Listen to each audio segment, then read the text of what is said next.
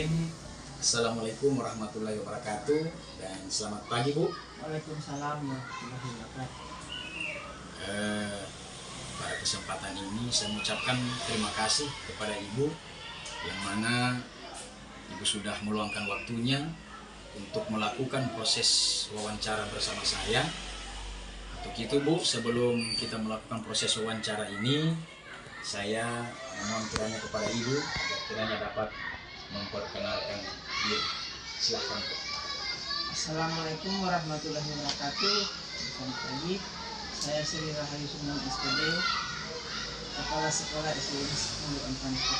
Dan saya sendiri CGP atau calon guru penggerak angkatan ke-9 tahun 2023-2024. Oke, Bu, demikian tadi sekedar perkenalan kita.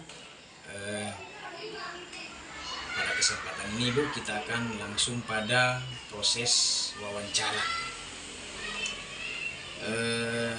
Saya ingin menanyakan kepada Ibu, selama ini bagaimana Ibu dapat mengidentifikasi kasus-kasus yang merupakan dilema etika atau bujukan moral yang pernah terjadi di sekolah Ibu. Dalam mengidentifikasi kasus-kasus dilema etika yang terjadi di sekolah saya, langkah pertama yang saya ambil adalah mengumpulkan fakta-fakta yang terjadi agar bisa mengambil keputusan yang baik. Berarti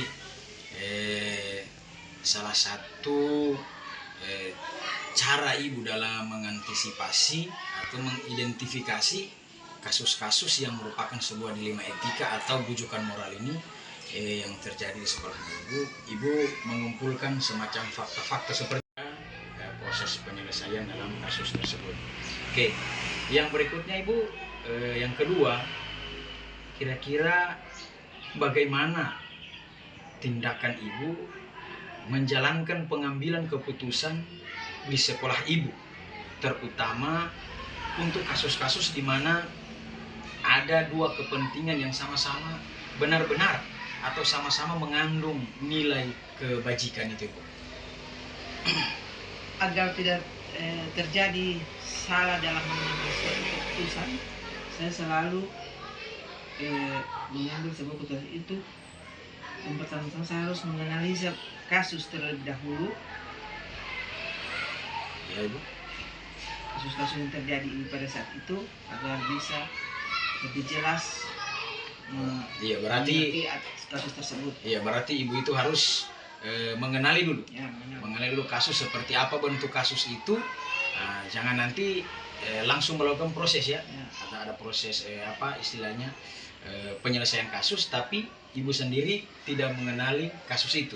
Jadi berarti Ibu harus mengenali dulu kasus itu, baru melakukan proses penyelesaian kasus. Tentunya dalam hal itu langkah-langkah atau prosedur seperti apa yang bisa Ibu lakukan selama ini, atau langkah-langkah apa atau prosedur seperti apa yang bisa Ibu lakukan selama ini? Yang pernah saya lakukan ini, langkah-langkah yang pertama adalah mengidentifikasi masalah yang pertama, kemudian mengandung pihak yang bermasalah, kedua belah pihak, dan mengadakan wawancara agar didapat satu solusi yang bagus. Oh, berarti langkah-langkah atau prosedur yang bisa Ibu lakukan selama ini, yang pertama itu salah satunya berarti mengundang mereka. Ya. Kemudian apalagi tadi, Bu, yang Ibu sampaikan tadi? Mengundang pihak yang bermasalah dan mengadakan wawancara dengan. Oh iya, berarti Ibu, berarti dalam hal ini Ibu mengundang mereka yang ada masalah. Nah, kemudian Ibu lakukan wawancara. Nah, berarti dalam proses wawancara ini, Bu, tentunya Ibu lakukan itu tidak secara bersamaan. Mungkin seperti itu. Ya, yang pertama saya lakukan saya mengundang satu persatu, kemudian saya wawancara sekaligus. Oh iya, luar biasa, Bu. Memang kalau untuk mewawancara mereka dan mana yang salah. oh iya, luar biasa, Bu. Berarti itu salah satu teknik yang luar biasa dilakukan. Karena memang kalau satu kali mereka hadir, nah, nanti juga akan terjadi keributan. Karena masing-masing akan mempertahankan. Nah, tapi kalau ibu mengundang satu-satu, nah, itu luar biasa. Oke ibu, selanjutnya hal-hal apa saja yang selama ini ibu anggap efektif, maksudnya ibu anggap baiklah dalam proses ini dalam pengambilan keputusan pada kasus-kasus dilema etika ini atau bujukan moral ini. Jadi hal-hal yang efektif, kira-kira hal yang paling efektif yang saya rasa mudah menurut saya, yang pertama saya mengundang pihak yang bermasalah untuk diberikan bimbingan ataupun solusi terhadap masalah yang dihadapinya.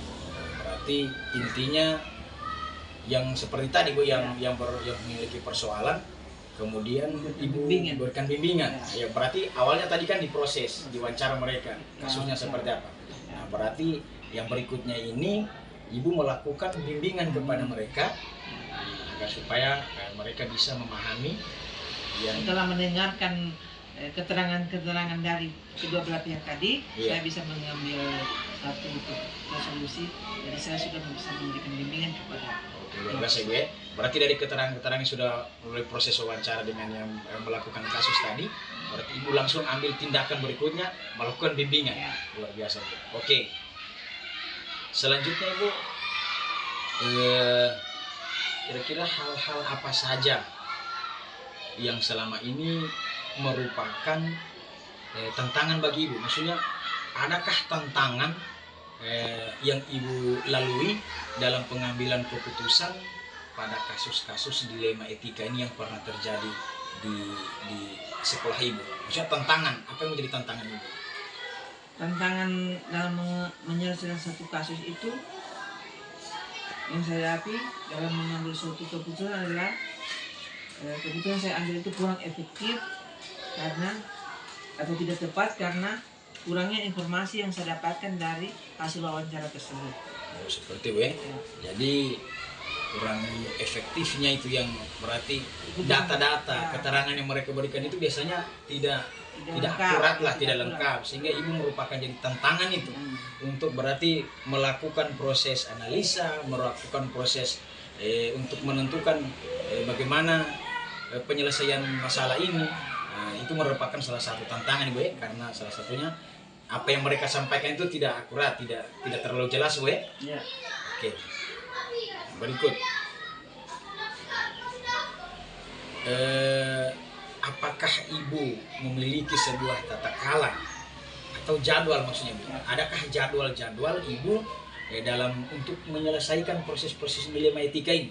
Maksudnya seperti ini Bu, maksudnya tertulislah, adakah jadwal-jadwal yang ibu siapkan dalam menyelesaikan persoalan-persoalan yang terjadi di sekolah ibu, khususnya dilema etika ini? Saya tidak memiliki jadwal karena persoalan-persoalan seperti ini biasanya persoalan spontan terjadi. Jadi apabila ada kasus seperti itu, saya langsung menindaklanjuti pada saat itu tanpa perlu menunda-nunda. Berarti dalam hal ini ibu tidak membuat seperti jadwal ya? Tidak. Kenapa? Alasannya karena memang ini persoalan-persoalan yang spontan terjadi. Nah, berarti ketika ibu mau jadwalkan, nanti yang sudah harus ibu mau proses harus menunggu jadwal lagi. Nah, sementara persoalan tidak bisa ditunda.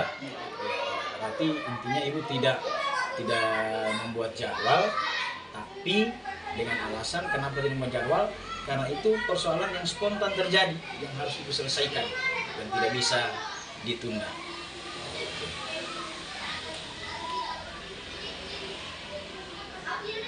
Oke Bu, yang selanjutnya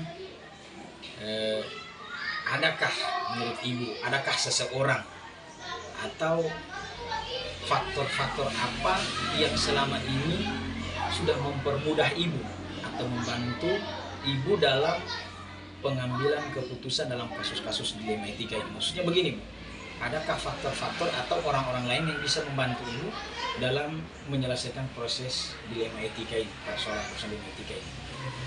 Dalam menghadapi suatu kasus dilema etika ini, saya tidak dibantu oleh satu orang, tapi saya dibantu oleh seluruh pendidik di sekolah ini dengan memberikan keterangan-keterangan. Jadi saya merasa terbantukan dengan hal demikian.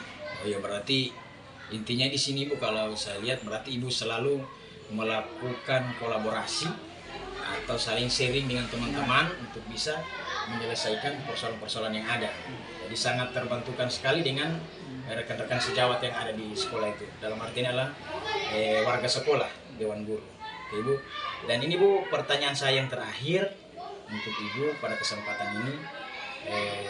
Tentunya Ibu dari semua hal-hal yang telah Ibu sampaikan tadi, yang disampaikan, kira-kira pembelajaran apa yang dapat Ibu petik dari pengalaman Ibu selama mengambil keputusan dilema etika ini atau bujukan moral? Pembelajaran yang saya dapatkan dalam menghadapi suatu kasus, baik itu dilema etika tadi atau kasus yang lain, yaitu dalam menghadapi atau menentukan mungkin suatu keputusan atau menghadapi kasus itu, kita harus selalu bermusyawarah untuk mendapatkan keputusan yang baik. Berarti intinya di sini Bu, pembelajaran yang dapat Ibu petik ini, setiap melakukan mendapat persoalan untuk menyelesaikannya jangan pernah lepas dari sebuah musyawarah. Karena tentunya memang Bu, betul Bu, karena memang musyawarah ini salah satu wadah kita untuk memecahkan suatu persoalan, mengambil solusi yang terbaik. Tentunya musyawarah adalah wadah yang paling tepat. Oke Ibu, saya sangat senang sekali berdiskusi dengan Ibu atau wawancara Ibu pada pagi hari ini.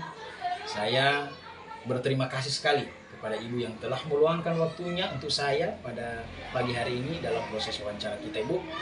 Semua yang sudah kita bicarakan insya Allah nanti akan menjadi pelajaran bagi saya dalam meniti karir saya ke depan, menjadi sebuah ilmu bagi saya.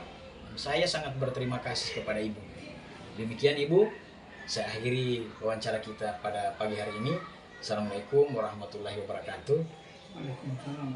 Terima kasih. Hati negeri ini memanggilmu kawan, belajar bergerak berbagi untuk negeri.